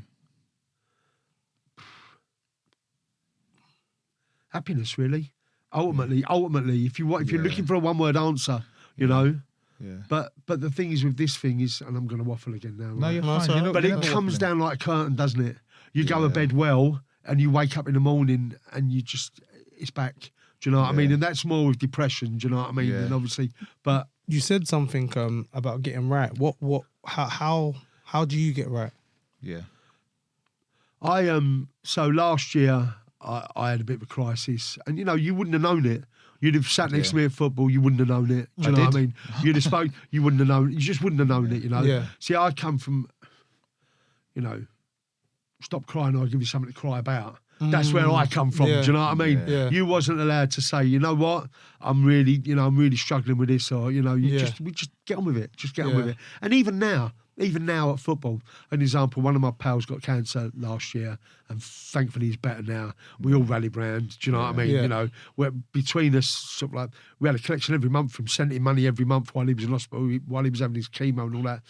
But if you stand up and say, I'm struggling mentally, me at 59, people won't go, I think your age, right? Yeah. I don't know, it's really hard. 39. 38. 38. Yeah. So even at your age, I've got 20 years on you, right? It's sort of accepted, isn't it? Do you know what I mean? But it's a struggle as well. We all know, right? We all know people that have taken their own lives, right? You know, and there was one kid at a party the other week, some young kid, you know, and I see them all out there with the flowers, and it breaks your heart because I wouldn't say the help's out there. You've got to go and get the help. It doesn't find you. Do you know what I mean? Yeah. And there's plenty of people that are so lost, so in the depths of it, that they can't, they genuinely cannot find it with themselves to say, you know what, I'm really struggling here. Do you know what I mean? I agree. And that's not something you're going to change overnight. Yeah. You're not going to change it, you know. So to go back to my waffling point was, right, if one person listens to this and thinks, you know, then it'll be, listen, even if, you know, that'll be worth it. Yeah. So was there ever a time where your mental health ever got to you that bad where you thought, I don't want to go football? Or was football always like a help? No, but I'll tell you what I've done. I've come over on my own, gone in, come home on my own, not seen anyone, not mixed with anyone. I've done that. Right, okay. I've done that. Don't forget, I don't always sit with you. Yeah, of course. You know what I mean? I sit. My actual season ticket is in another block. Right, okay. You see me all the time now. Yeah. You didn't until Steve got ill. I know. I took, you know, but you didn't see me that much. Yeah, that's true. And you know what I mean? It was only last year that I finally, you know, because when you're struggling, we're brutal with each other. You know what I mean? Really brutal. And when you're vulnerable, when you're struggling, you go, oh, does he mean that? You know what I mean? And it's not good for you. It just adds to it all, you know? Yeah. And our banter is... Yeah. it's banter, but in the same respect as well, as you're saying, if you feel like you can't come around when you're struggling, it's one of those ones. Yeah, absolutely. Do you think that because I like, obviously I'm in the middle of it. We're always laughing and joking, right? But do you feel like the friendship circle that you got there? Do you think if you was to openly come out and speak to them, do you think they wouldn't be supportive? No. Those conversations have happened privately and all that, you know. And they start with "Don't say nothing," but they do. They still do. Do you know what I mean? Yeah. They still do. Yeah. Because say whether I'm a man's man or not. Do you know what I mean? But there's still a stigma attached to saying I need help. You know, there's still a stigma attached to it. Yeah. You know, because for years, men have just got up, you go to work, you're crushed. You're absolutely crushed. You just can't, you know what I mean? But you have to get up every morning and do it. Yeah. You have to. What choice you got? Yeah. And I think in some ways, you know, there has been a little bit of, it's a really tricky one for me, this one. And if I say anything that's like, you know, when I went to school, all these kids now that have got autism and ADHD, they was at my school. Yeah. They were there. I mean, they're saying a lot of it's to do with food now, aren't they, and things like that. Yeah. But there were some kids that really behaved badly at my school, and you think like, you know, he's mad, or that's what he was being. They would get the cane. Yeah. That's what they would get. They would get the cane of detention. Yeah. Right. Now they get sort of like, well, we can see that he's, you know what I mean? And it's different. You know, so that whole fella's life has been shaped by the fact that there was no help. So you just, you know, you wind up leaving school with no exams because you messed about at school or you spent the old, you know, then you get a crap job. Then you get, and your whole life is crap because, do you know what I mean? And you think like didn't have the help they needed. The implications of that are, and it's really, you know. Wow. Listen, I've always needed the money I earn. You know, I'd love to step back and do something like you're doing. You know, just you know what I mean. I'd love to be part of it in some way. I really would. Yeah. I really would. But I'm on the hamster wheel. I've got to keep running. Yeah. Do you know? You know what I mean? Didn't you? Yeah, you know, I can't get off the hamster wheel. And, you know, it's one day maybe. You know. So, have you ever had to step away from football for your mental health, or you just continue to go? Just was it your outlet? Because I know it is for me. I think. I mean, I had a period of addiction in the late 90s, early 2000s, do you know what I mean? And I managed to come home games, do you know what I mean? Yeah. But it was a period of addiction. It was like 12, 15 years, do you know what I mean? Yeah. But then that was, I mean, I was 21 in 1986, you know what I mean? Like when the acid house and all that started, rave started, do you know what I mean? And it was, you know, it was just accepted. Yeah. And if you knew the point you went over the edge, no sane person would surely go over the edge, would they? But all of a sudden you go, look where I am. Do you know what I mean? How's this happened? Yeah. And all around you is on fire. Yeah. Do you know what I mean? You know, you wouldn't, you know, you just wouldn't do it to yourself, would you? If you knew that was, it's a lot of it. I can hear myself talking, and it sounds like I'm talking cryptically, or vaguely. Do you know what I mean? I mean, my story is obviously from my story. Do you know what I mean? Yeah. And everyone's got their own story, you know. Of course. And you may say, well, I'm in this situation because. Now, I would say maybe if you had a bit more fortitude about it, do you understand what I mean? Some people are just, we were talking earlier about teammates. I find it's harder to talk to. It just, you know, we were talking about teammates. Some people deal with things differently. 100%. Some people just wash off them. Do you know what I mean? Yeah. Some people, you know, it'll, when I said to you about my dad, right? You can punch someone in the face, right? As hard as you like, right? I could say something to one of my kids, they'll remember that till the day they die. You know, like a harsh word, a nasty comment. Do you know what I mean? Yes. You know, and it's, I mean, for me growing up, that was what it was about. Do you know what I mean? Yeah. There's a lot of stuff I remember that was said. You know? Course, I've got them too, but I'd rather got beatings every day. Then, you know what I mean? You know? Yeah.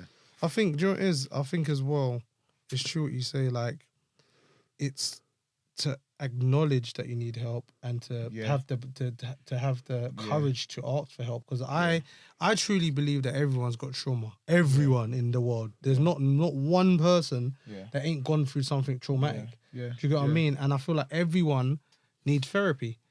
Like, and there's good therapy and bad therapy. So I feel like it's for you to have the courage to speak to someone that will help you, because a lot of people, especially men, I think we don't speak enough anyway. Do you know what I mean? We'll sit on our feelings, we'll suffer in silence. And that's the I think that's the problem. I think now a lot more people are speaking out, and there's a lot more help being ushered for people to come and get it. But I still feel like there's a lot of people that still don't say nothing. But I feel like I think mental health and if we just talk about just men for a second in terms of like men speaking, right? I think that's slowly coming out, as you said, but I still think there's a long way to go within football. So Norwich and Brighton have both done. You've seen both of them, right? Yeah. Now, if you show that at a football ground, I can tell you that some people, you know what, they'll say privately, good advert that, it's good, it's really thought provoking. They will say, watching it in the ground, you know what I'm going to say because you're smiling. You know what I'm going to say. You know what I mean? You know, they'll laugh at it. They'll go, you know. Yeah. And that's stronger or something like that. Yeah. And it's sad. It is sad because you know what? And I think this is where I think that people don't understand. Some people don't understand the power of what football does and how for some football is actually a crutch. Yeah, it's a lifesaver. Well, it's funny you say that because you asked me if I ever stopped. You know, I didn't. I used to go over there on my own and come, and that didn't happen very often. But knowing that I'm seeing the boys Saturday. Do you know what I mean? Helps. You know, it does help. It really does. And, you know, knowing that we've got this trip planned or that trip planned, or knowing that I can't do that. I can't. You know, if you're thinking, I might get on it. Fuck it. Do you know what I mean? You know, you're gonna do it. But then you think, well, I can't because I'm out with them Saturday. Do you know what I mean? And I, you know, no, it's really. It's funny that you say that because I, obviously, as a player and growing up in football, obviously, my whole life, I feel like, the way I look at it, football stopped me from doing certain things as well. Stopped you from going, because I didn't have the time. I was just at football all the time. So if my friends were going somewhere, I wasn't able to go with them. Because obviously I was playing football. So it's very, I think football's such a powerful tool. It's just how you use it. Do you get what I'm trying to say? It's, as a fan, it gives you pleasure and sometimes it gives you pain, but it could also, as you said, be your crutch and stop you from being in certain environments because your time is dedicated to supporting the team. Do you get what I mean? I think once you're in the throes of addiction, do you know what I mean? You know, you still. I'm not talking about laying in squalor in a crack house somewhere. I'm not saying that, and that is not me in any way, shape, or form saying that people who are in that aren't in desperate trouble. Do you know what I mean? I've got some friends that've got some very old-fashioned views towards like addiction and things like that. Of course, I'm coming at it from a different angle. Yes. Do you know what I mean? And none of these people thought that was going to be them 20 years ago. Do you know what I mean? You know. What did you say? I said about being a crutch. Football being your crutch. Yes, absolutely. Absolutely. I think so. Absolutely. Because you know you're going to be there at that time. You've got something to look forward to. Exactly. It's really important. Something to look, some purpose. 100%. Because a lot of people that are struggling, they've got no purpose. Why am I here? What am I doing? Look at my life. It's the same all the time. But it's like for me, right? If I take myself as my perspective from myself. So when I was going through my period with like my divorce and stuff like that, right? And I didn't feel great, right? And although it was my decision, it's still one of those things you start thinking about, like being a failure and stuff like that, right? And I never used to forget that there was 2 seasons in particular. It was the 2020, 2022, 23, and then 2023, 24, where I would. Oh no, maybe 2 seasons before, a season before that actually. But I would get a form of, I don't want to use the word anxiety, but I would get nervous as soon as we got to April and May because the season was ending. And it's because I knew that from May to August, there's no games. I was like, what am I going to do and fill in my time in between that period? Do you know what you just made me think about something? What was it like for both of you in COVID then? Because no one can go to the games. What was it like? What did you do? What did you do in that period? It was dreadful, wasn't it? Yeah, it was like, I mean, obviously you're watching it. It's not the same. It's not the same. It's not the same. No. I mean, there was no football for 9 months, was there? Yeah. There was no football for 9 months. What did you do? You couldn't see people.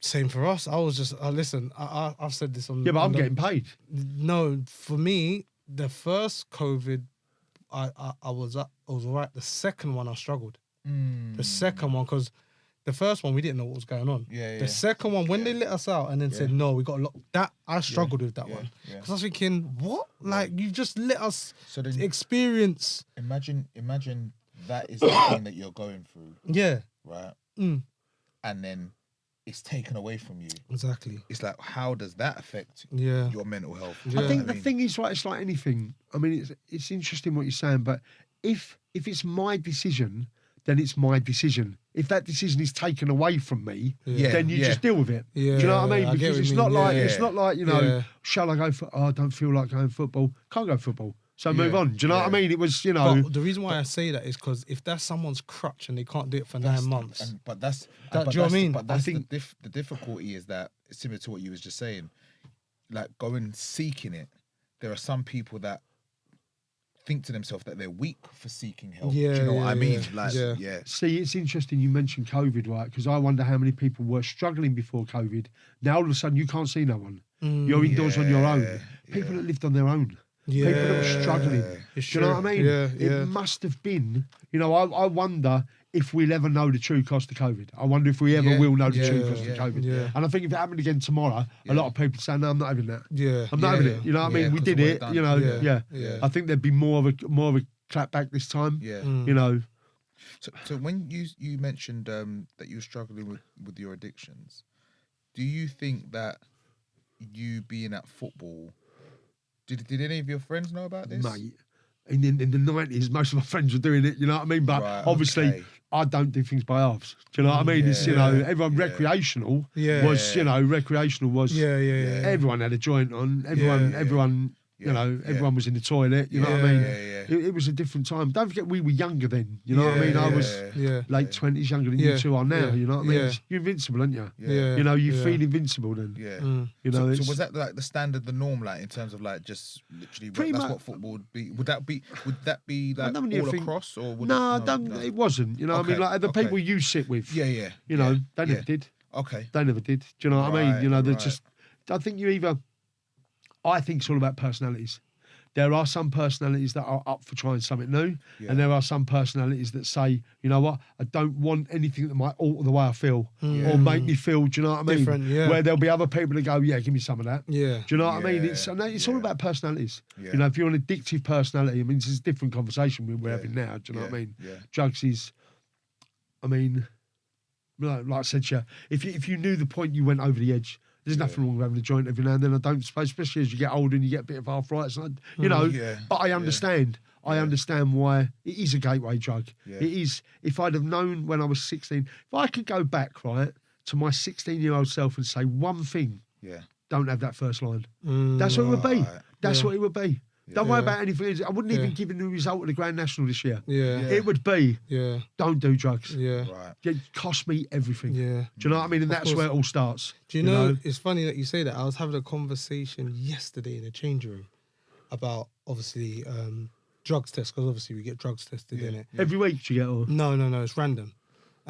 More in the football league, less in the national league or non-league.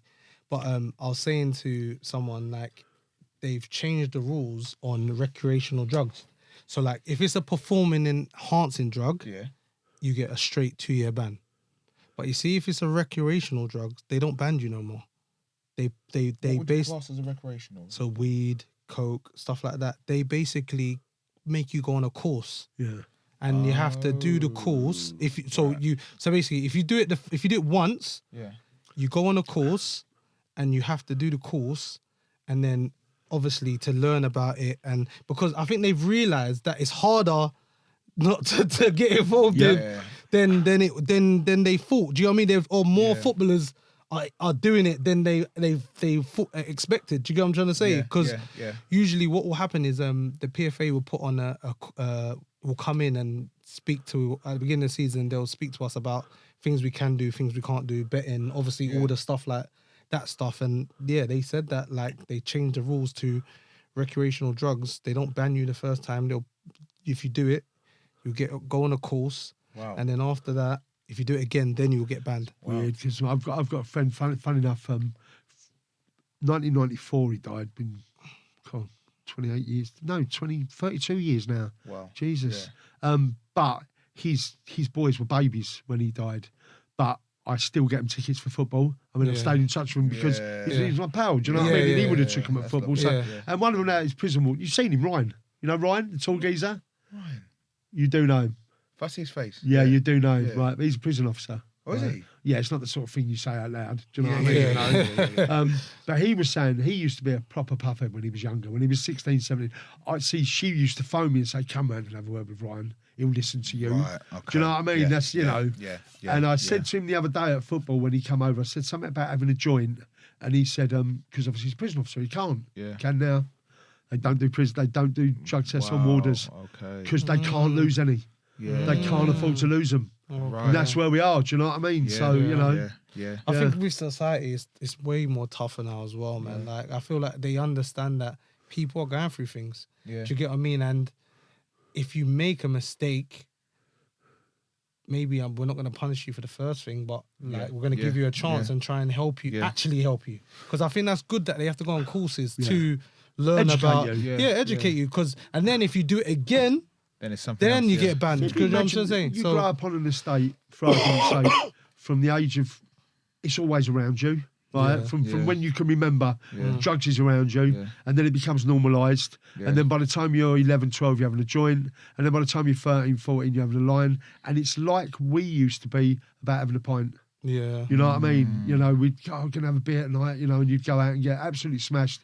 It has become normalised. And whilst...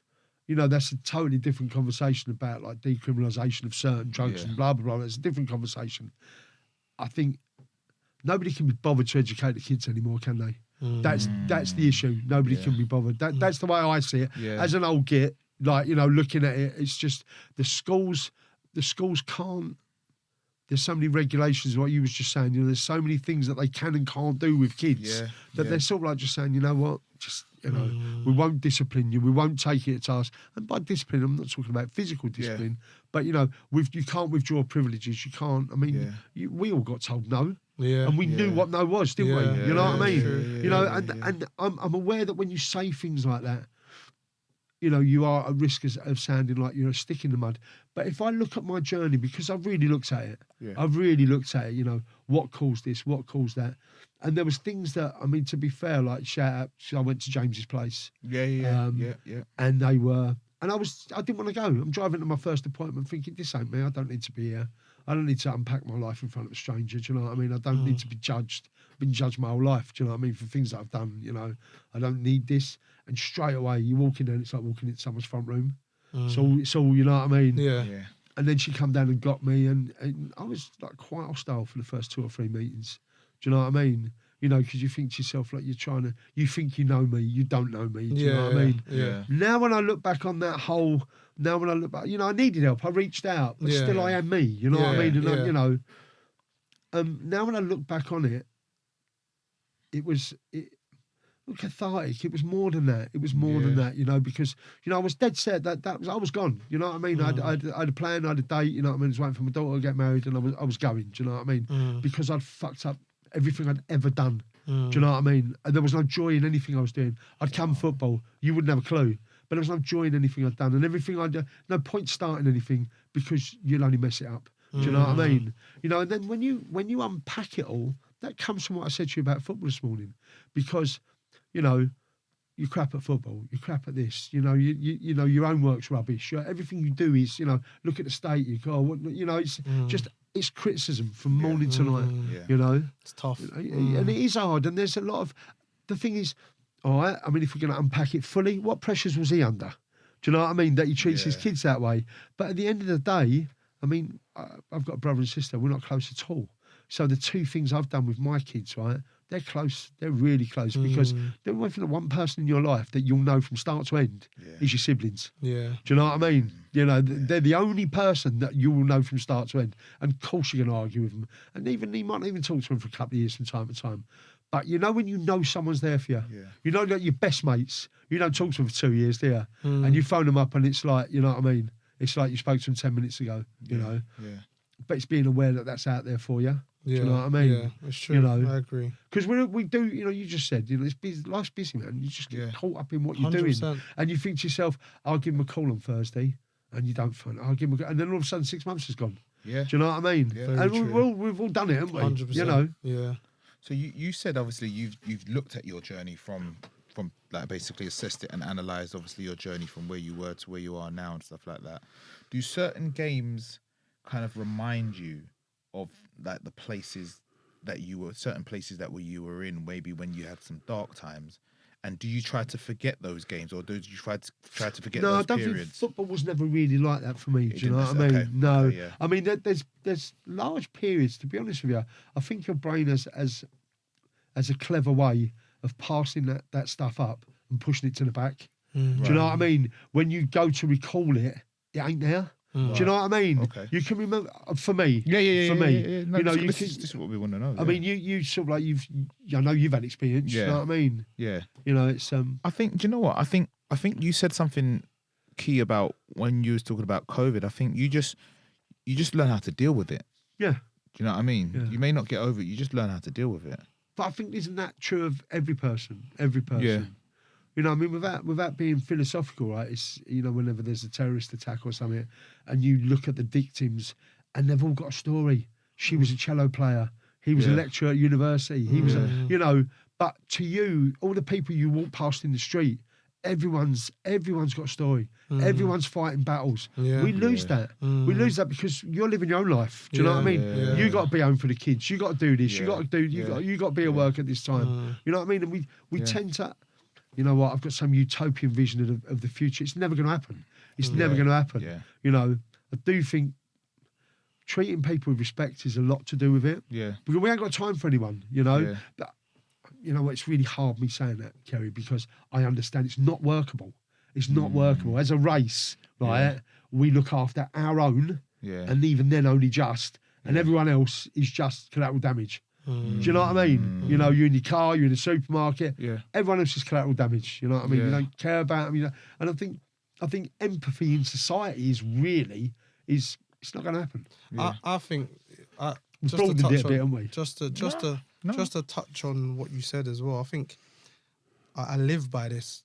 Treat people how you want to be treated. Yeah, definitely. That's the truth. Definitely. If everyone treated people how they want to be treated, the world would be a better place. Yeah. And to live with love and compassion, because as we was talking about, everyone's made mistakes. Yeah. Do you know what I mean? Everyone's made mistakes. So even if someone does make a mistake, like, you have to look at the situation and think, do you know what? Even though they've done that, let me just be compassionate here. Yeah. Do you get what I'm trying to say? Like, because as I said, like, I've missed from 5 yards out.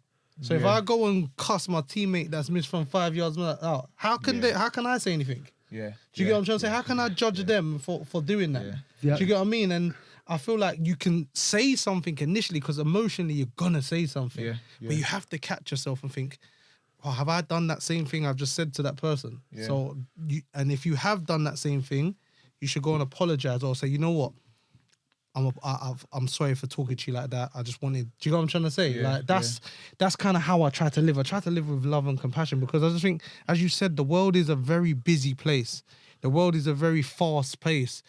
You're supposed to go and phone your friend, and sometimes a week turns into a month, and a month turns to 6 months. This is it's the world we're living in now. Yeah. So when you do sit down and you reflect, as I said, if we lead with love, then I feel like it would be a better place for everyone. Do you know what? And I think it genuinely would be a better place, full stop. Yeah. Do you know what 100%. I mean? Yeah. But, I think this is what, it's never going to happen. You know it's never going to happen. You know it's never going to happen. All you can do is make sure your little bit's right. Yeah. You know what I mean? That's 100%. All you can do. Make sure your little bit's right. Yeah. Do you know what I mean? Make sure you're right. Make sure, you know what I mean? That's all you can do. And that's quite a depressing thought, actually, saying you ain't going to change the world. Do you know what I mean? You forget that, like we saw during COVID, we don't matter.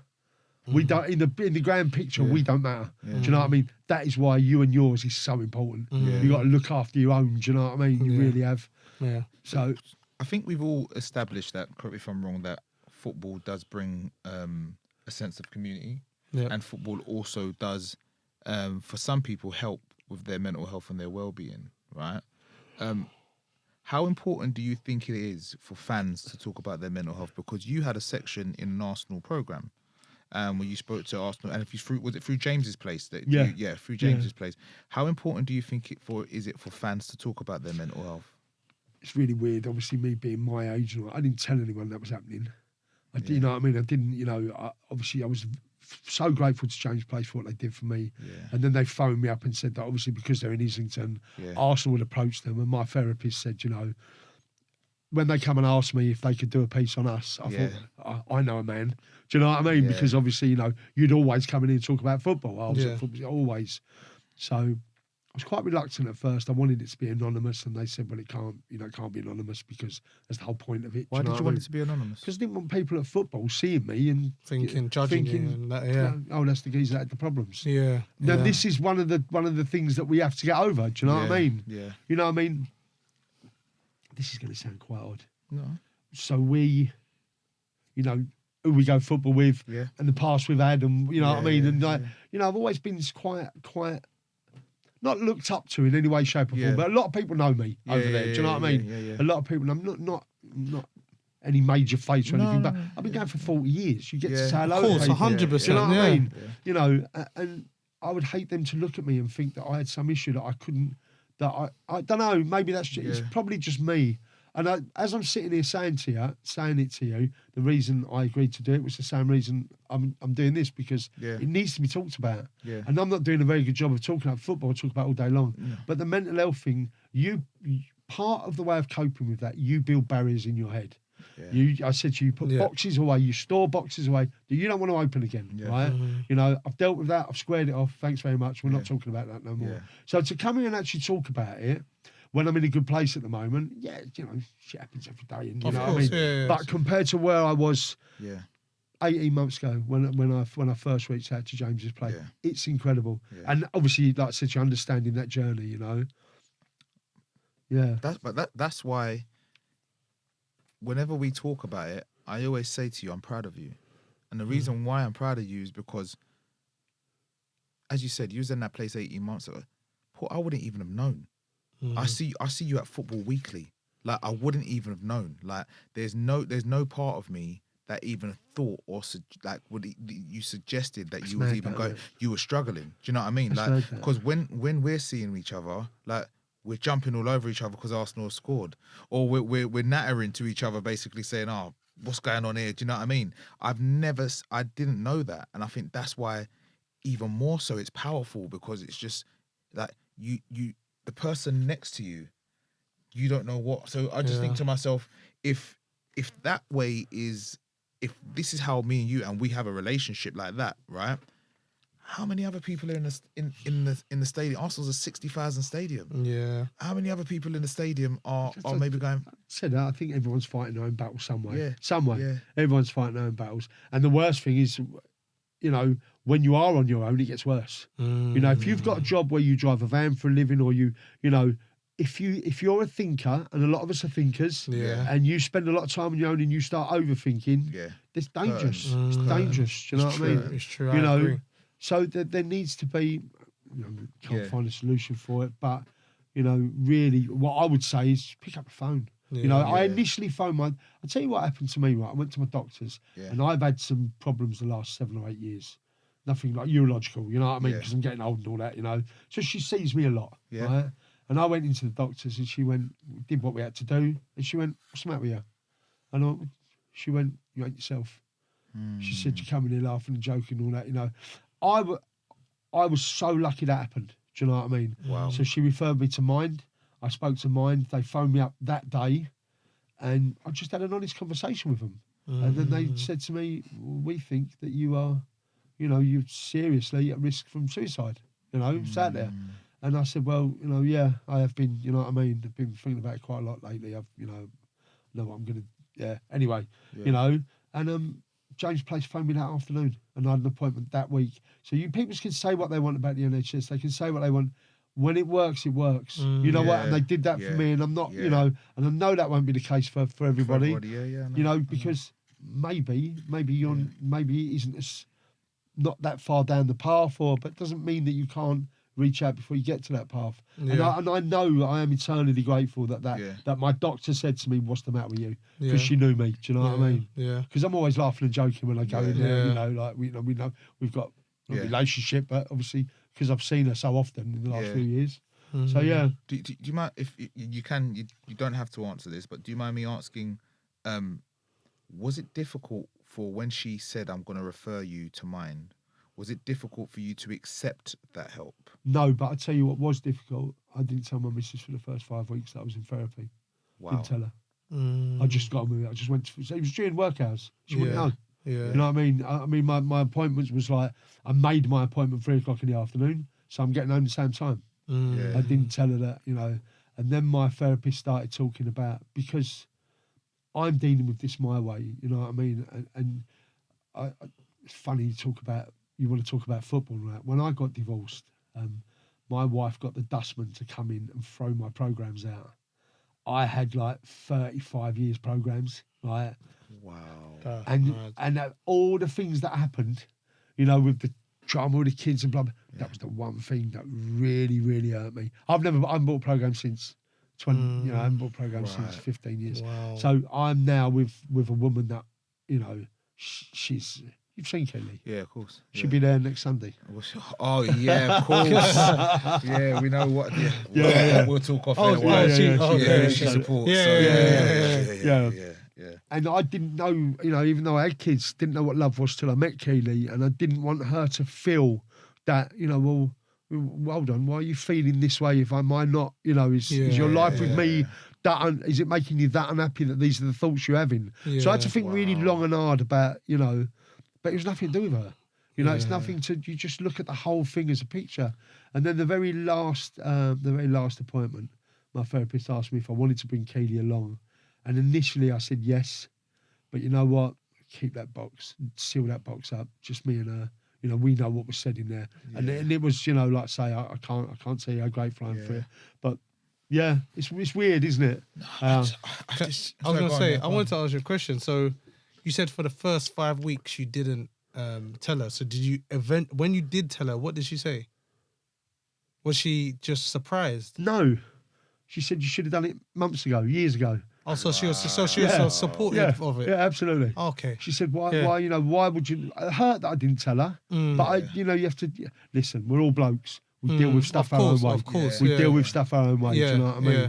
You know, but and that won't ever change. Of do you know what I mean? Of course, yeah, you know? yeah. That's good though. I'm happy you said that. I'm happy that you said that she was supportive of that, because I think that's important that your partner. I think if you're in a relationship where you look out for each other, and I know a lot of people aren't. Let's be honest. Do you know what I mean? A lot of people aren't in relationships. That's true. You know, like you know, they don't want. For me, like love is the key. I know that sounds. Do you know what I mean? If you've got no love in your life, it's really hard to move on from there. Yeah. You know what I mean? Even worse if you're with someone and you don't feel like you're loved or worth it, or you know what I mean, then that's even worse than being on your own for me. You know? Keely's always been like, she's been brilliant, you know. But I thought, I'm gonna get away with this, I won't tell her, because she'll think that it's a reflection on her. Yeah. So it was explaining to her that no, it's not. You know, I love my kids, I love my job, I love that. It's a mad thing. I love everything. If you look at everything, each component on its own, things are pretty good. Yeah, do you know what I mean? Yeah. So why is this underlying feeling underneath? And I'm not the only. And it's hard to make people understand. It really is hard to make people understand. Yeah. It's true. But once that mist rolls in, you can't find a way out of it. Yeah. You just can't find a way out of it. Do you know what I mean? And that's what I needed help with. Do you know what I took from all of that as well, though? What I found just so like, it's beautiful, but it's sad in the same respect. It's like you were going through all of that, going through the therapy, and the only thing that you thought of, not telling her because you're embarrassed by it, is that you didn't want to hurt her. Well, yeah, you can understand what she was going to say. That you could understand, like, you know, is your life with me that you need therapy? You know what I mean? But you're the one struggling at that moment, and you're still worrying, and you're still, you know, like that's something that's really big, like, because you can't see out the woods, like, do you know what I mean? But what you can see is still the love for somebody else within that. Do you know what I mean? So I think if I hadn't met Katie, I'd have probably been dead in the crack house 15 years ago, or do you know what I mean? You know, it's quite everything for a reason. I do believe that as well. Yeah. Do you know what I mean? And you have to. With football, didn't you? You know what I mean? You have to tell yourself there's a reason why this has happened, I guess. Do you know what I mean? Wow. Yeah. You know. Well, listen. This conversation has been this has been Powerful. So powerful, and we're coming towards the end of it now.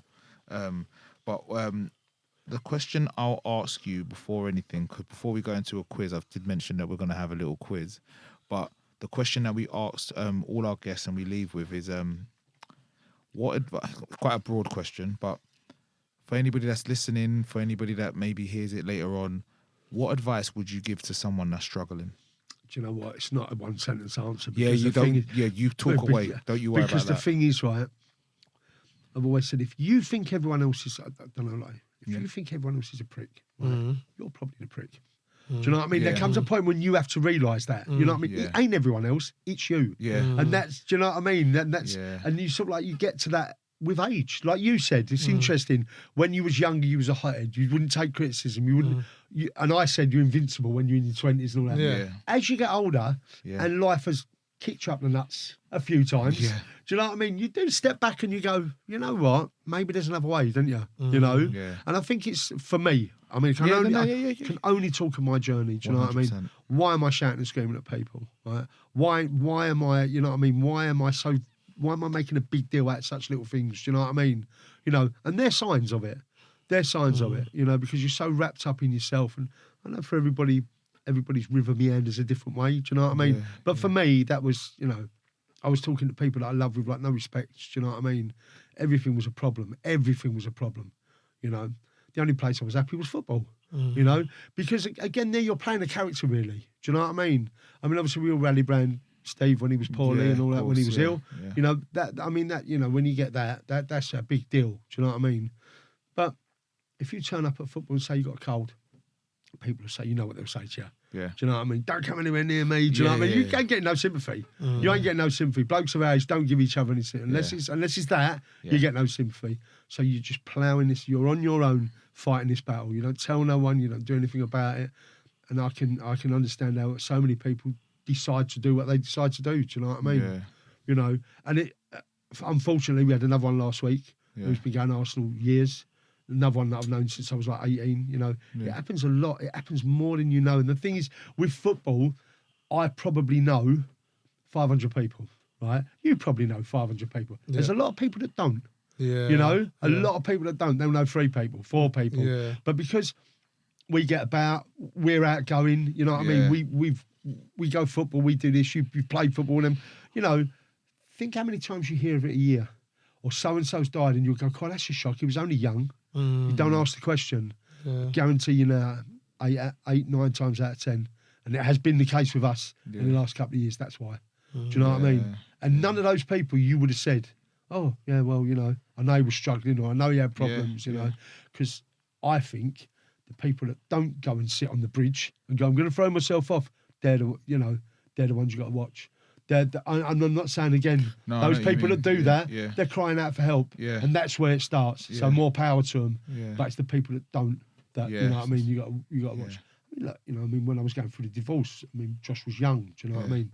Wouldn't let me see him. There was loads of grief. And I know I was a dickhead as well. Do you know what I mean? You look back on things that you put, but I can understand now. You know, with the money you have to, the alimony and all that. You know, 2/3 of my wages at first.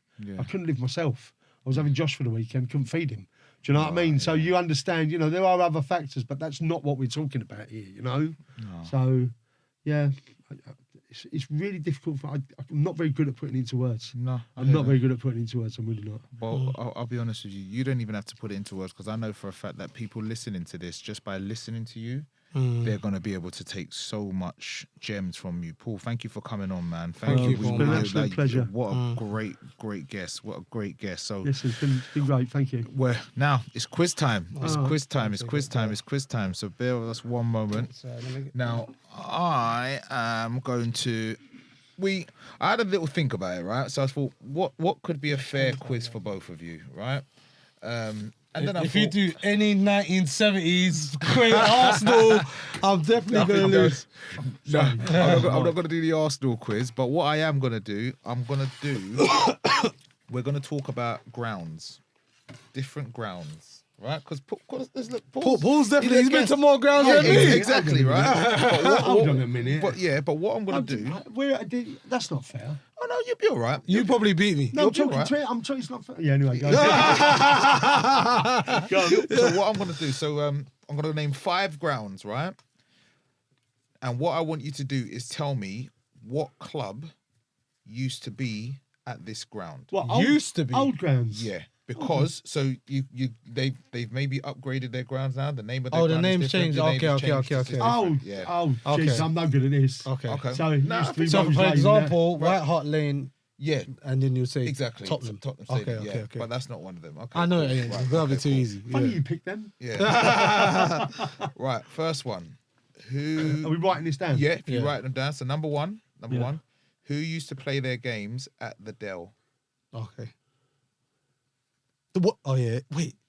Oh. Okay. Wait. I think that's right. I nearly got it right. Yeah. I think. Next one. Who used to play their games at Filbert Street? Oh my God. Don't let him see, Paul. No. Don't let him see. Put that. Yeah. Put What your are you hand around saying it. about him? Yeah. Don't. Just in case he looks around. Yeah. Right. I ain't got a clue on that one. You might be able to read my writing, but I'm pretty sure you that. Who used to play their game at Main Road? Oh my God! Wait a second. I know this one. Well, you don't because you're not writing it down. No. Julius found that funny.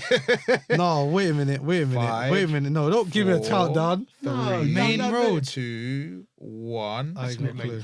Yeah, that's fine. I'm just gonna. Who I'm used guessing. to play their game at Roker Park? Impossible. I don't know that one. Okay. Roker Park. Yep.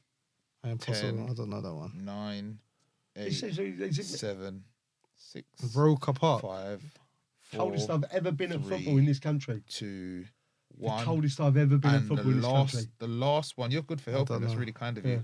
Who used to play their games at don't know. Griffin Park? Oh, yeah, I know 10. that one. Hey, you should know that one. I know that one. All right. Oh, wait, no, what am I doing? I didn't got that wrong. Oh, I know this one. Sorry, I got it. Right now, pass me your boards, please. wait, let me No. just say, right? I'm done. We're done. Pass me your boards, please. Pass me your boards. Okay, cool. Right. So the first one I said was who used to play their games at the Dell, and you've both got it right. It's Southampton. And I was gonna do Sunderland at first. Oh, was it? Yeah. Okay. I thought, whoa. Oh, well, that's the answer. Right. Sorry. Is it? Oh. Who used to play their game at Filbert Street? It's Leicester City. I forgot about that. Yeah. I totally got that wrong. Who used to What play did you their put? game? What did I put? He put Sheffield Wednesday. I got that wrong. Yeah. Who used to play their games at Main Road? I don't know. Manchester City. Oh my God! Now you said that, I knew. When you said Main Road, I said no. I thought you'd got that. 'Cause I didn't think it was that hard. No. Roker Park was Sunderland. Yeah. Yeah. And last but not least, hold on. I can't believe you nearly wrote down Wickham for Yeah, this I know, one. I know. For Griffin Park. I changed it. You changed it in enough it. time. It's Brentford. Yeah, So I was you thinking, what? Yeah. Have you done all 4 pubs? There's a pub on each corner, isn't there? This is what I was saying. Yeah, obviously around the Griffin Park, yeah. That's amazing. Paul. So was you there for the G-Tech, by the way, when they moved in? Was you there then? No, I wasn't there then. No. Paul, thank you so much for coming on, my man. We really appreciate Do you know what? I could sit here for hours. I found the last bit a little bit tough because you're delving into. Of course, you know what I and mean? we don't want it to. We don't want any of our guests to feel uncomfortable. Like we want to make sure that what we're putting out is organic, and you've done more than enough for that, brother. Yeah. So thank Got you a so new much for friend now? coming on. Yeah, there you Yeah. have. So you see him at all church, yeah. Well, I see And, you tell him- there. and then also when you're in the crowd and you want to hear say something, I beat you. I beat you at the grounds quiz. you just hear Booth Ferry Crescent. who plays at Main Road while taking a corner.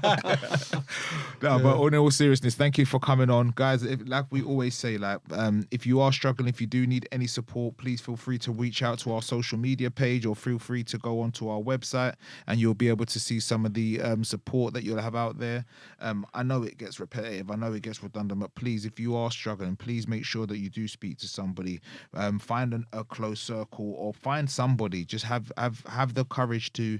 It's difficult, but try and have the courage to talk to somebody. We can see in Paul's instances, somebody saw it, took it, and basically advised him to go and speak to somebody. And luckily enough, Paul took that step, and now he's changed, much better position. He's in a much better place and just enjoying life. So, guys, like I say, anything that you are struggling with, as I said, go to our website or go to our social medias and reach out for us. I'm Kerry Phillips. I'm Miles Weston. And this is the Set Piece Podcast. If you've been affected by anything discussed in this episode, we encourage you to seek support. Visit our mental health resources page at www.thesetpiecepodcast.com for help, guidance, and more information. Because when it comes to mental health, every mind deserves extra time.